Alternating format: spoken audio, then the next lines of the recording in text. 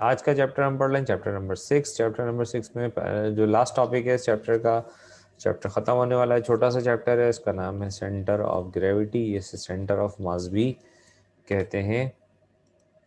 ठीक है, क्या मतलब है इसका? Centre of mass is centre of it is define as, इसको हम कैसे डिफाइन करेंगे? इसको हम डिफाइन ऐसे करेंगे कि the point in a body और ऑब्जेक्ट, या इन एन ऑब्जेक्ट कर लेते हैं, in an object where it's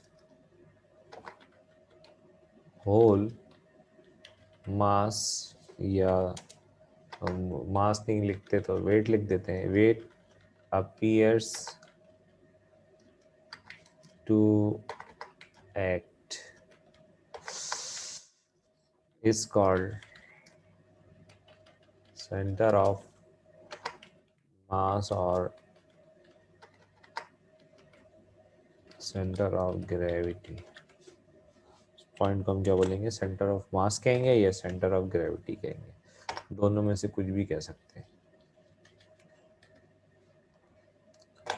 ठीक है भाई, ये सिंपल सा इसकी जो है वो सिंपल सी ये डेफिनेशन थी।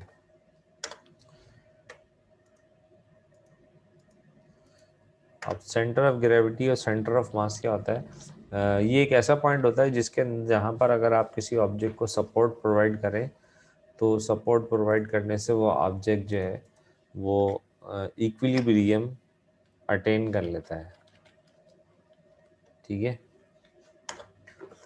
अब सेंटर ऑफ ग्रेविटी या सेंटर ऑफ मास जो है हर ऑब्जेक्ट का डिफरेंट होता है, लेकिन ऐसे ऑब्जेक्ट्स जो कि रेगुलर ज्योमेट्रिकल शेप रखते हैं, ठीक है, ऐसे ऑब्जेक्ट्स जिनकी शेप जो होती है वो क्या होती है? रेगुलर ज्योमेट्रिकल शेप होती है, उनका सेंटर ऑफ मास जो होता है, उनका सेंटर ज्योमेट्रिकल सेंटर जो है वही उनका सेंटर ऑफ मास होता है, सेंटर ऑफ ग्रेविटी होता है। ठीक है, अब इसकी जो है मैं आपको कोशिश करता हूँ कि कोई डायग्राम ऐसी मिल जाए तो मैं आपको दिखा दूँ।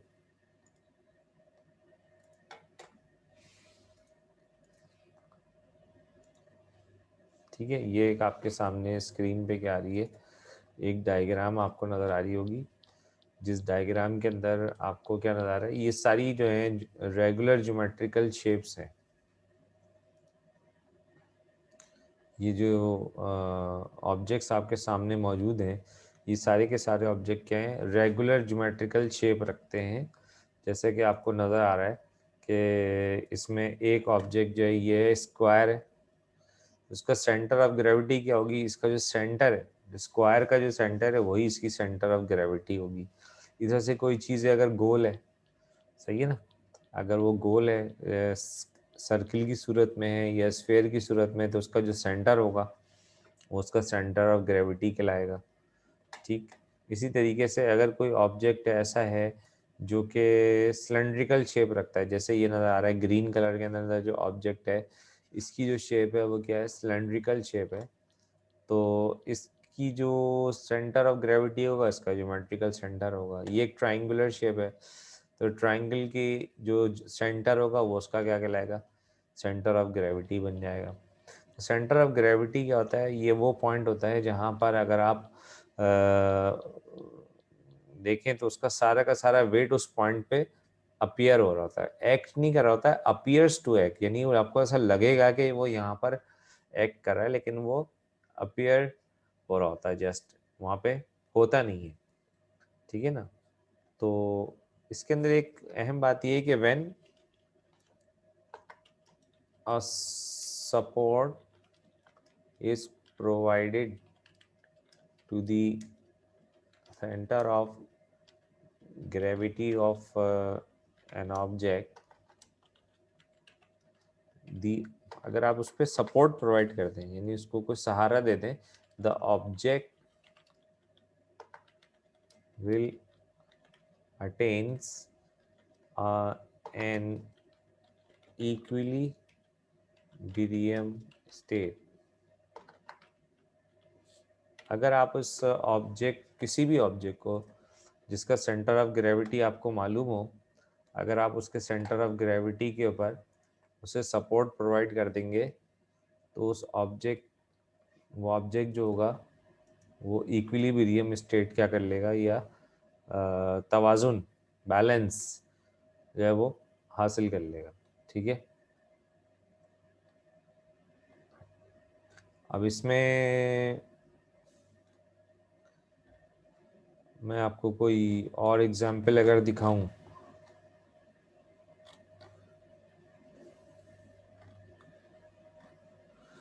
तो मैं कोशिश करता हूं कि आपको कोई और एग्जाम्पल दिखा दूं।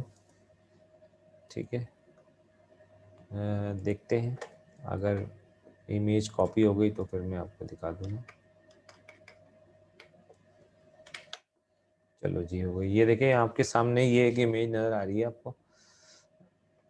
ठीक है, ये स्टेबल और अनस्टेबल इक्विलिब्रियम की बड़ी ज़बरदस्त एग्जाम्पल है। ठीक है, इसमें क्या हो रहा है, देखें सेंटर ऑफ ग्रेविटी जो है ना, ये पहली जो डायग्राम आपको नज़र आ रही है, मैं पॉइंटर ले आता हूँ यहाँ पे, ये देखें ये वाली ए डायग्राम, जो डायग्राम नंबर ए, ये स्टेबल इक्विलिब्रियम है। ठीक है, स्टेबल इक्विलिब्रियम में क्या हो रहा है, जब आपने इसको फोर्स लगाई, ये पुल जब उसको ऊपर उठाया थोड़ा सा, तो इसका सेंटर ऑफ ग्रेविटी क्या हो रहा है, देखिए शिफ्ट हो रहा है अपनी जगह से। ठीक है, और जैसे ही आप उसको छोड़ेंगे तो ऑब्जेक्ट जो है वो अपने पुराने सेंटर ऑफ ग्रेविटी को दोबारा हासिल कर लेगा। ठीक है, तो ऐसी एग्जाम्पल के अंदर हमें नज़र आ रहा है कि जब हम चीज़ों को मूव करते हैं या हरकत देते हैं तो उनका सेंटर ऑफ ग्रेविटी भी क्या हो रहा होता है, चेंज हो रहा होता है। तो ऐसा इक्विलिब्रियम जिसके अंदर किसी भी ऑब्जेक्ट का को हम अपनी जगह से डिस्टर्ब करें और उस डिस्टर्बेंस की वजह से उस ऑब्जेक्ट का सेंटर ऑफ ग्रेविटी चेंज हो, लेकिन फोर्स रिमूव करने पे ऑब्जेक्ट अपने पुराने सेंटर ऑफ ग्रेविटी को दोबारा से हासिल कर ले, ऐसा इक्विलिब्रियम क्या कहलाता है, स्टेबल इक्विलिब्रियम कहलाता है। ठीक है ना, अनस्टेबल इक्विलिब्रियम में देखें हमने ये ड्रम को जो है वो एज के ऊपर खड़ा किया हुआ है। अब सेंटर ऑफ ग्रेविटी आपको नजर आ रहा है, ये नजर आ रहा है आपको। ठीक है, लेकिन जैसे ही आप इसको छोड़ेंगे ये ड्रम जो है वो राइट साइड पे गिर जाएगा।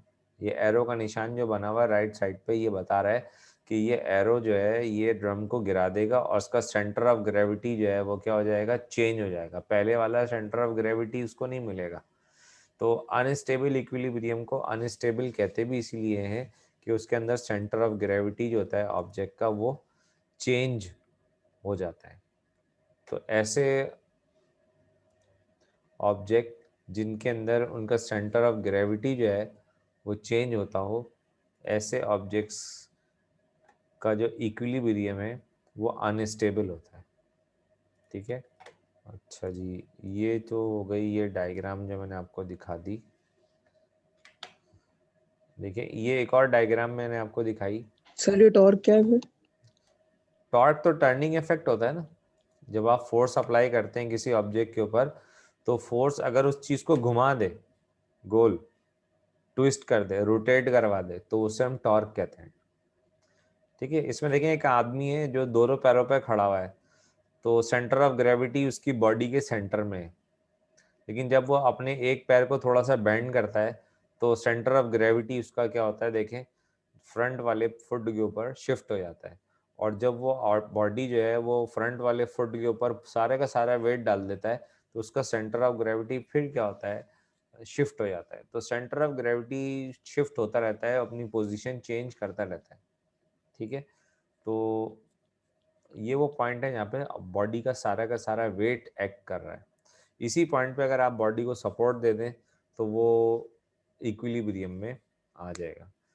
ठीक है, याद रखिए जितनी भी रेगुलर ज्योमेट्रिकल शेप्स होती हैं, जैसे कि आपके सामने ये मैंने डायग्राम शो की हुई है, इसके अंदर ट्रायंगल है, रेक्टेंगल है, स्क्वायर है, सिलेंडर है, स्फेयर है या सर्कल है, तो इन सब के सेंटर ऑफ ग्रेविटी जो है वो फिक्स होते हैं। वो कौन क्या चीज़ होती है, कौन सी जगह होती है, वो उनका ज्योमेट्रिकल सेंटर होता है, उसको हम सेंटर ऑफ ग्रेविटी उनका कहते हैं।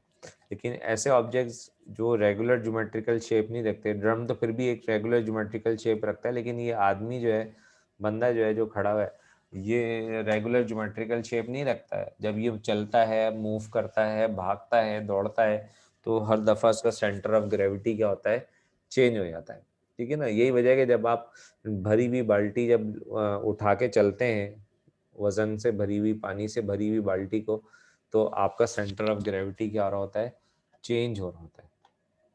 ठीक है।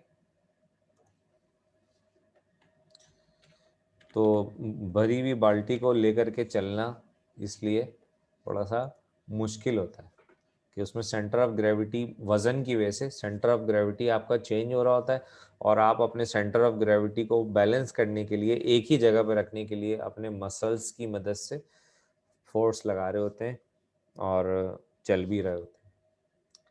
क्लियर हो गई बात। तो ये था लास्ट टॉपिक इस चैप्टर का, जिसमें हमने देखा कि सेंटर ऑफ ग्रेविटी या सेंटर ऑफ मास किसे कहा जाता है। तो इस एग्जामिनेशन पॉइंट ऑफ व्यू से इसकी इम्पोर्टेंट क्या है, इसकी इम्पोर्टेंस है इसकी डेफिनेशन। इस डेफिनेशन मैंने आपको यहाँ लिख के दी हुई है, बहुत आसान सी डेफिनेशन है। The point in an object, किसी भी ऑब्जेक्ट के अंदर वो पॉइंट जिस पर किसी भी ऑब्जेक्ट का सारा वेट या सारा का सारा मास एक्ट कर रहा हो, या आपको ऐसा लग रहा हो कि वो वहाँ पर क्या कर रहा है, एक्ट कर रहा है, तो उसको हम क्या बोलते हैं, सेंटर ऑफ ग्रेविटी कहते हैं। ठीक है। तो इसके बाद जो है हम आते हैं चैप्टर के अंदर, कुछ न्यूमेरिकल्स हैं जिनको हम देखते हैं। इस चैप्टर में 2 न्यूमेरिकल्स भी हैं जो हमें करने हैं। वो न्यूमेरिकल्स कौन से हैं, उन न्यूमेरिकल्स के लिए जो है मैं फिर यहाँ पर चेंज कर रहा हूँ।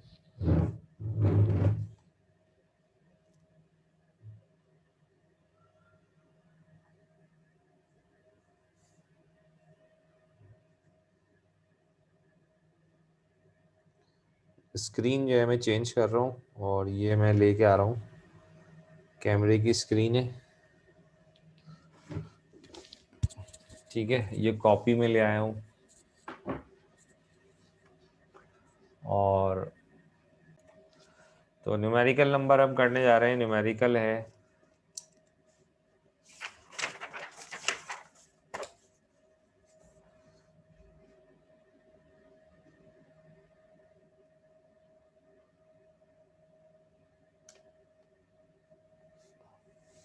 न्यूमेरिकल करेंगे, और न्यूमेरिकल है, इसको मैं थोड़ा सा ज़्यादा जूम हो गया है। तो न्यूमेरिकल हम कर रहे हैं 6.1। ठीक है। A force of 25 Newton. देखें, कोई ऑब्जेक्ट है, कोई बॉडी है। ठीक है, उस बॉडी के ऊपर, अब ये जैसे कि मैं यूं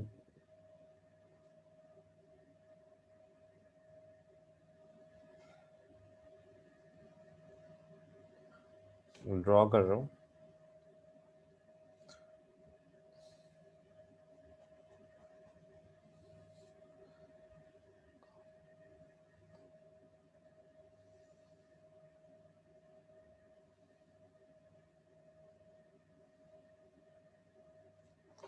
ठीक है, ये एक ऑब्जेक्ट है, ये वो पॉइंट है जहाँ पर हमने क्या की है, फोर्स अप्लाई की है।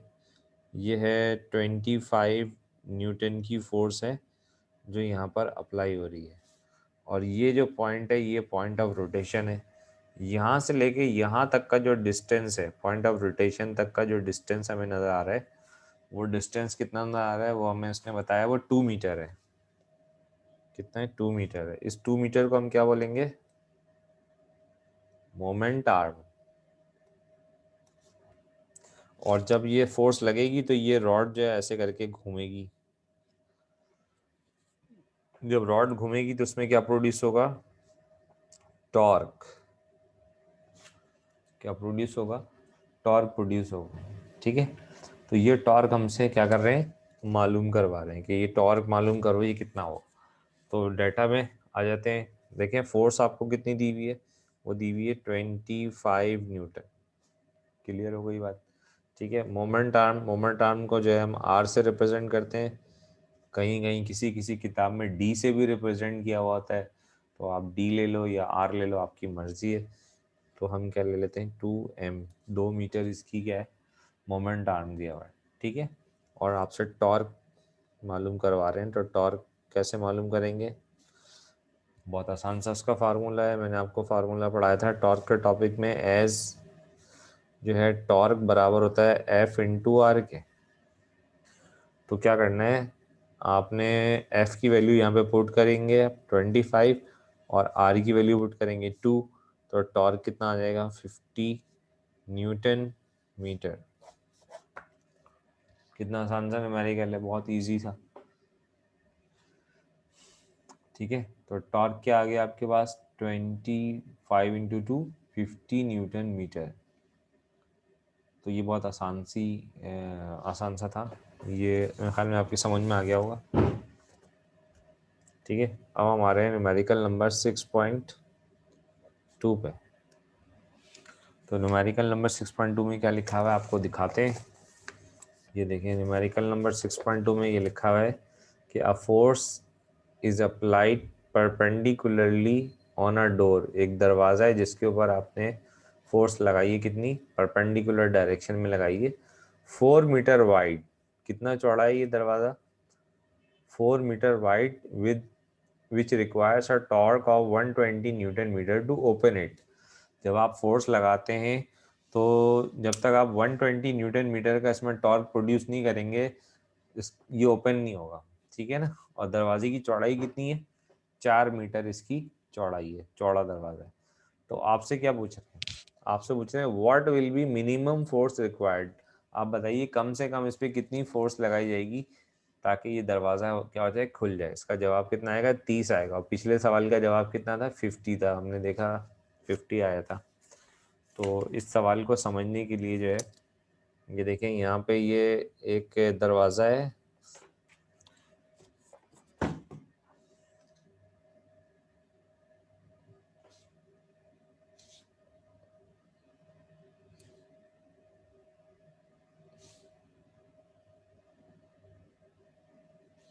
और ये इस दरवाजे की क्या है, यहाँ पे कुंडी लगी हुई है। ठीक है भाई।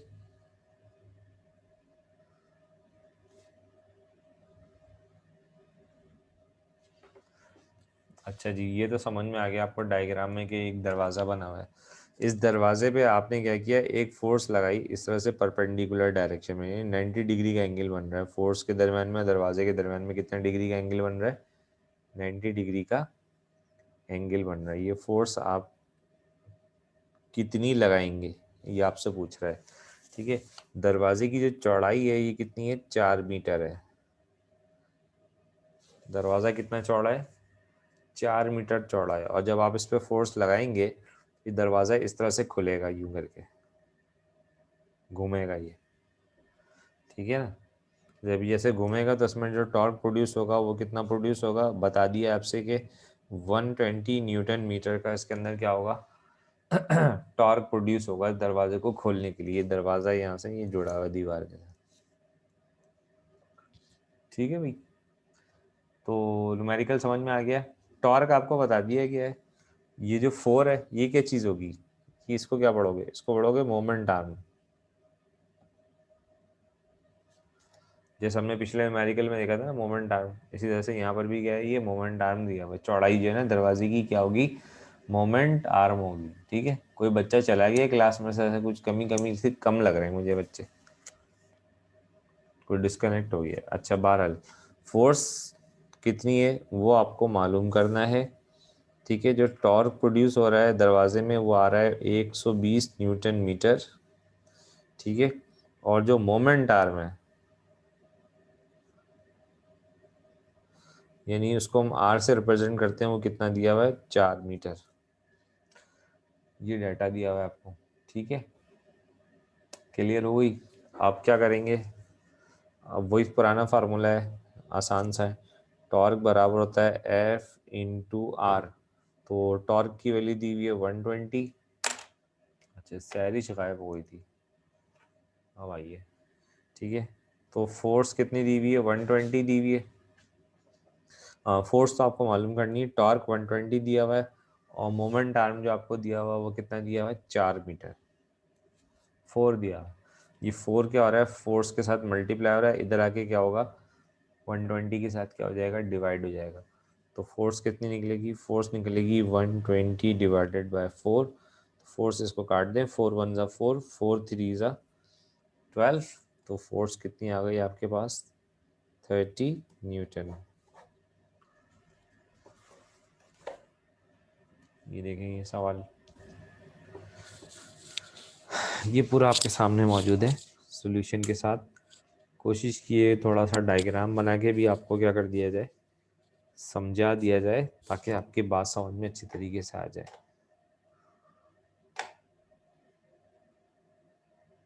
देखिए ये एक आपके पास एग्जाम्पल दी हुई है बुक के अंदर कि ये कह रहे हैं कि calculate the torque produce by a force.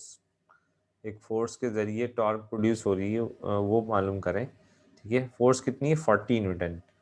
ठीक है, 40 न्यूटन की फोर्स है on the beam arrange as shown in figure 6.1। ये एक बीम है, इसके ऊपर फोर्स कितनी लग रही है, यहाँ पर तो लिखा हुआ है 10 न्यूटन, लेकिन दरअसल में ये कितनी है, ये 40 न्यूटन। ये डायग्राम में गलत लिखा हुआ है, ये देखें डायग्राम के अंदर ये वैल्यू गलत लिखी हुई है। और जो बीम की लंबाई है वो कितनी है, 5 मीटर है। तो फोर्स कितनी हो गई 40 न्यूटन, और जो फोर्स का आर्म है या मोमेंट आर्म है वो कितना है, वो है 5 मीटर। अब आ जाइए इसके सोल्यूशन में। देखिए डी जो है, इन्होंने किताब में डी लिया हुआ है, मैंने आर लिया था। तो डी जो है मोमेंट आर्म कितना दिया हुआ है 5 न्यूटन है, फोर्स कितनी दी हुई है 40 न्यूटन दी हुई है। तो टॉर्क का फार्मूला क्या होता है, टॉर्क का फार्मूला होता है एफ इंटू डी।